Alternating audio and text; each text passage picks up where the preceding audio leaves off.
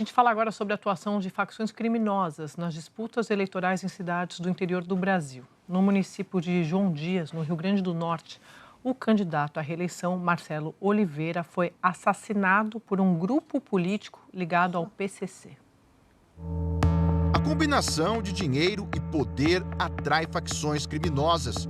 De acordo com o IBGE, a receita do município de João Dias foi de 23 milhões de reais em 2023. A estratégia é tomar esse poder político em locais em que isso possa trazer algum tipo de proveito econômico. Então, se esse município tem algum interesse que possa repercutir nos lucros das facções, eles tentam se infiltrar também na política. O Fantástico teve acesso a um relatório sigiloso feito pela Polícia Federal e promotores de todo o Brasil sobre as eleições municipais do ano passado. Facções criminosas tentaram interferir na campanha em pelo menos 42 cidades. Só no estado de São Paulo, o PCC teria investido 8 bilhões de reais no apoio a candidaturas. Olha quem a gente chamou aqui para conversar sobre essa matéria, o autor da matéria, o Maurício Ferraz.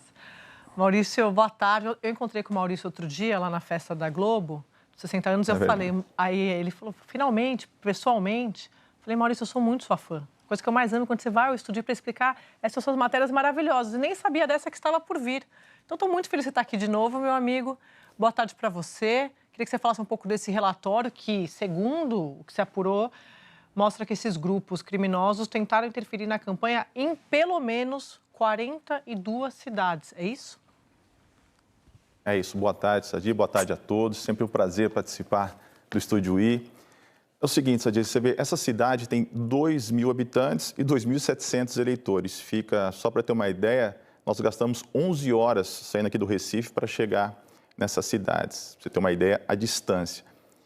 E esse é um exemplo, né, para justificar aí, para mostrar que isso está acontecendo no Brasil todo. Os traficantes que resolveram tomar essa cidade, eles tinham fazenda no Paraguai, produção de maconha, ainda tem essas fazendas lá.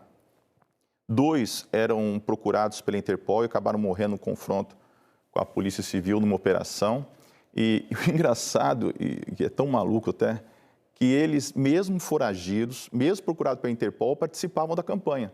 Entendeu? Então, isso mostra o poder do PCC, dessas facções criminosas nessas cidades. A gente fala de 42 cidades, mas veja bem, se uma cidade do interior é tomada pela facção criminosa, contamina o interior todo praticamente, todo mundo fica com medo, né?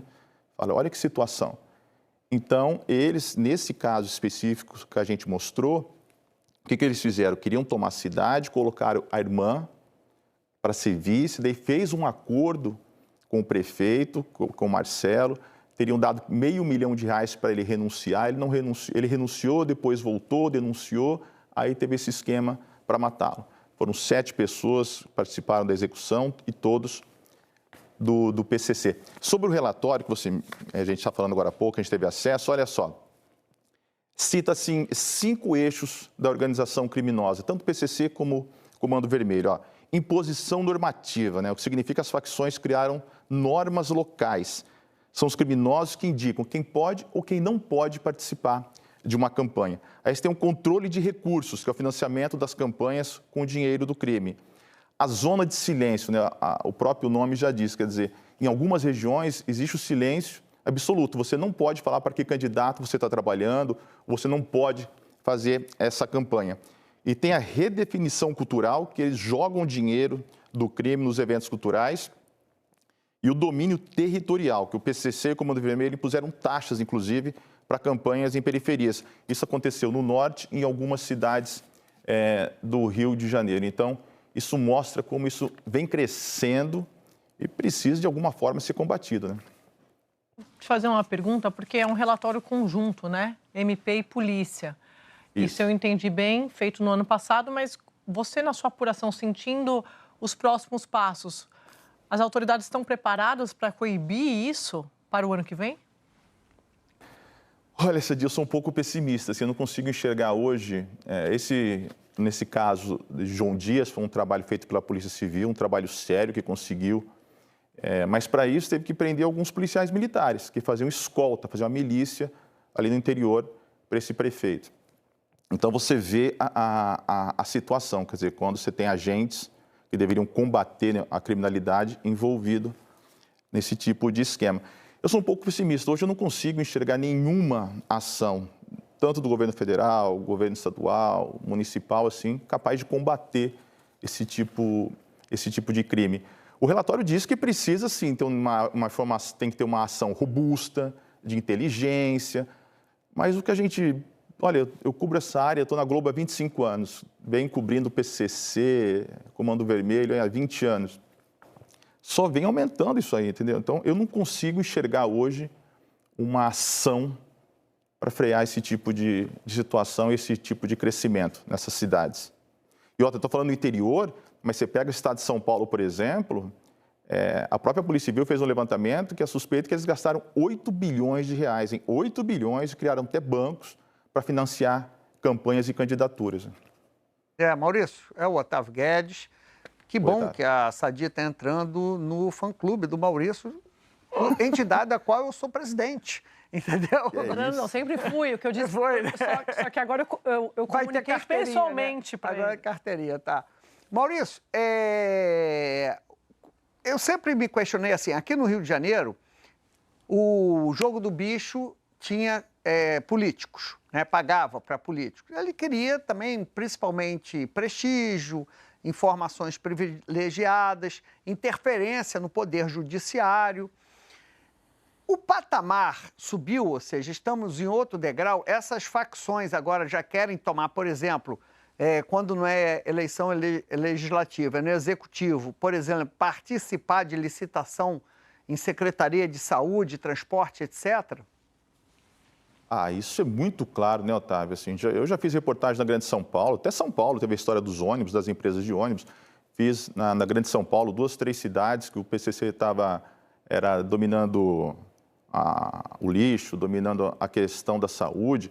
E aqui, o que eu percebi, ficou muito claro também, que a questão deles colocarem pessoas na prefeitura, o alvo depois qual é? A gente quer deputado estadual, deputado federal.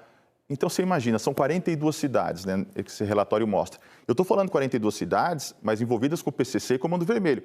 Agora, não estou falando dos outros crimes, que tem compra de voto, que tem essa história de tomar o poder da cidade, essas brigas de famílias, não. Só PCC e Comando Vermelho.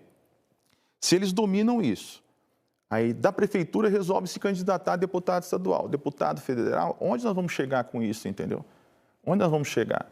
Então, agora que eles estão participando de licitações, no caso dessa cidade, que eu acho que é um exemplo, assim, muito, mesmo sendo uma cidade pequena, com 2 mil habitantes, gastaram 5 milhões na campanha, Otávio, 5 milhões de reais numa campanha numa cidade de 2 mil habitantes. O que eles queriam? Queriam o cofre, queriam depois mexer com licitação, entendeu? Então, o foco deles é isso aí. É muito impressionante, porque esse relatório que começou no ano passado, você tem alguma informação de que tem gente que esteja colaborando com essas investigações, Maurício? Estava aqui relendo um pouco da matéria de ontem e fiquei com essa dúvida, se a gente tem essa informação. Colaborando? Então, você sabe que esse prefeito aí começou a colaborar, né? Esse prefeito, que tem um outro nome, mas é conhecido como Marcelo, que foi assassinado, ele começou a colaborar, ele também fazia parte de um esquema que teria recebido, segundo a polícia, 500 mil reais para deixar a prefeitura, para a irmã. Mas olha só o perigo, ele começou a indicar, tanto ele que indica os traficantes desses que têm fazenda no Paraguai, a localização. Conclusão, mataram ele e o pai, né? Então, esse negócio de ajuda também é uma coisa muito complicada, né? Porque se você resolve ajudar, você tem que ter um apoio do Estado. Agora, o Ministério Público do Brasil todo e a Polícia Federal estão empenhados nisso, nessa dia. Agora, eu quero ver resultado, né? Quero ver o que eles vão fazer com esse relatório. É um relatório que tem 500 páginas, detalha muito cada situação de cada cidade. Tem as regiões, por exemplo, você pega o Nordeste, 32% mais ou menos envolvido nesse esquema. Você pega Sul, Sudeste ali, 16%. Então, o Norte também, 20%. Então, está bem distribuído. Isso acontece no Brasil todo. Estou dando um exemplo do Nordeste, porque a gente mostrou que é uma cidade de 2 mil habitantes, que eu demorei 11 horas para chegar. E os caras com interesse nessa cidade, brigando, matando, entendeu? Então, vamos ver o que eles vão fazer com esse relatório, Sadi.